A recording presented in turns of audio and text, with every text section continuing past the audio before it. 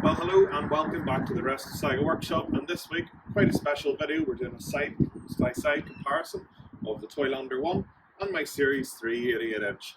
Yes, they're quite different, but let's have a look around the two and see what we've done.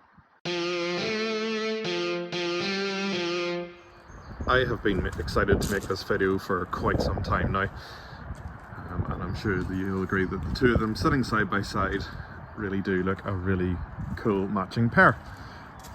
We'll start off with the Toylander 1. I finished building it about 3 years ago or thereabouts.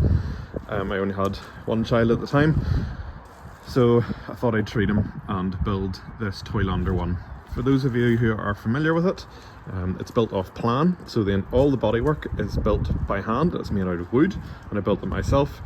The fixtures, fittings and running gear I bought from the Toylander company themselves, as I just wanted it to work reliably from day one. I have to say it's been a great toy for the children. I now have 3, and they all enjoy going out on this, as I'm sure I would have too when I was their size. It's battery, so it has two 12-volt batteries in the front and two motors in the back, so 24-volt system. It gets charged on a trickle charger in the garage, and it has given no bother whatsoever.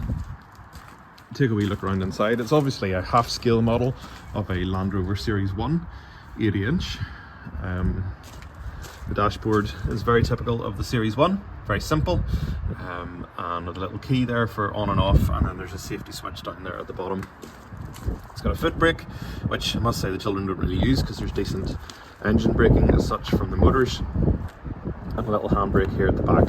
I would say the brake system is probably the biggest downside of the Toylander because it's not that effective, but you don't really need it as long as they drive sensibly and they use the motor braking. That's a little throttle pedal there, which is great, and I have to say it really does move.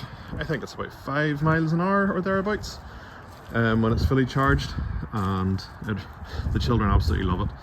It's just trying to convince them that it's not an actual off-roader, otherwise they'd have it wrecked with muck and bumps and so on.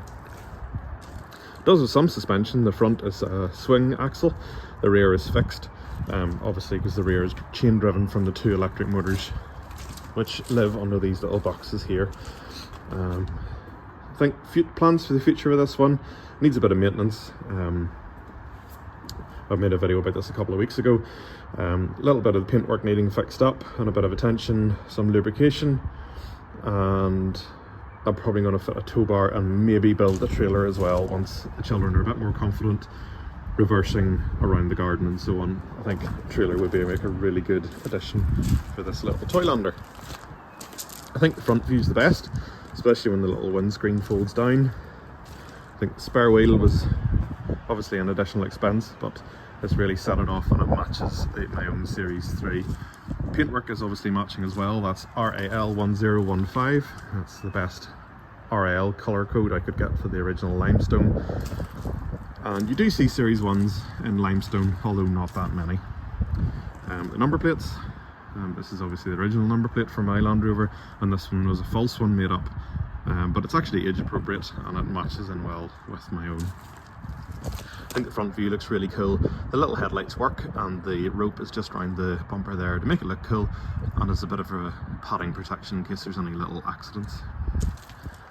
I'll flip the windscreen down here and you can see that folded down. There's 2 little clips, and then it folds down nicely, and I think that looks really cool. Of course you can drive it as an adult if you want yourself, and all you need to do is fold down the seat and then you can sit on there. I have driven it, but I think I'm probably a wee bit heavy for it, so I don't really drive it too often, and if I'm moving it in and out of the garage I just push the brake pedal or push the throttle pedal and move the steering wheel myself by hand. So the Land Rover, it has been in my life now for 15 years or thereabouts. I started restoring it aged 18, and I originally painted it black. Those of you who have been watching this channel for quite some time will know that from older videos. It's been in my family from new. My granddad bought it brand new in 1976. I think it was built in 1975. And here in Northern Ireland, nobody wanted to buy a green Land Rover in the 1970s. Those were the army colours, and unfortunately the army were quite present here in Northern Ireland those times. So cream and blue were quite common. Well, cream wasn't all that common, it was mostly blue. And you did see a few red ones as well, but not a lot of green. So grand I went with the cream. It's always been a hardtop. Things I have done to it, other than full restoration, and then I repainted it cream 3 or 4 years ago. I have fitted the Ferry freewheeling hubs. Those are controversial, but they're a cool period accessory. Do they reduce miles per gallon? I doubt it. It's always had the deluxe bonnet with the spare wheel on the roof, on the top, which I think is so typical of Land Rovers of the period. More recently, I have fitted the winch. Those of you who've been watching the channel will know I got that during the summer and rebuilt it, and I fitted it. It's fully functional, and you can even see from the fibres lying around there that I was doing a bit of winching last weekend to pull tree stumps out of the garden. Very useful. And to do it, I just removed the number plate, but I keep it in the middle because that's the original look. When I restored it, I did absolutely everything, pretty much, to it. I didn't open the engine, I didn't open the gearbox, but I did put a new clutch in. Everything else was rebuilt. Since then, it's just been a case of maintenance, really. It also has a Ferry overdrive, which is currently in bits in a box because it blew up. And you can see last week's video about that. I'll take a wee step back here as I trip over an oil pan. Great. So yeah, it's got a few bumps and scrapes. The original rear tub, I presume it hit something on a farm at some point. Some fairly dodgy filler, but you know what? It's a bit of character. Paint here's had a bit of a scrape. That's going to get touched in before show season starts for 2024. That's all quite exciting. Around the back, it had a new rear door around the time of its most recent repaint. This is a lot of junk kept in here, but I have fitted a rear seat, and there's 3 seats in the front. I'll take you around the driver's side now and we can have a look in there. Okay, in the cabin then, everything's quite standard. Here we have 1, 2, 3, 4, 5 control levers. So this one is the main gear stick, obviously. This is the overdrive. This is 4-wheel drive, high and low range, handbrake. All quite standard, nothing too exciting, except the overdrive is obviously the optional extra, as I mentioned. Beyond here is a hand throttle, or cruise control as I like to talk about. I haven't really used this as a cruise control, but I think it would make a fun addition. The children have ear defenders, as it is the original 2 1/4 diesel in here, which gets a bit noisy, and I have added sound deadening mat in here. Quite like these seats. Those were put in the first time I rebuilt it. They're not original, but I like how they lighten up the interior. And the black colour was this BMW Black Sapphire, and that's what the whole Land Rover was painted in when I did it up the first time. Child seat for the little one. Shuts the door like a Golf, I'm sure you'll agree. As when I fixed it up last time, I repainted all the panels and I got the metalwork re-galvanized, which I think really makes it pop.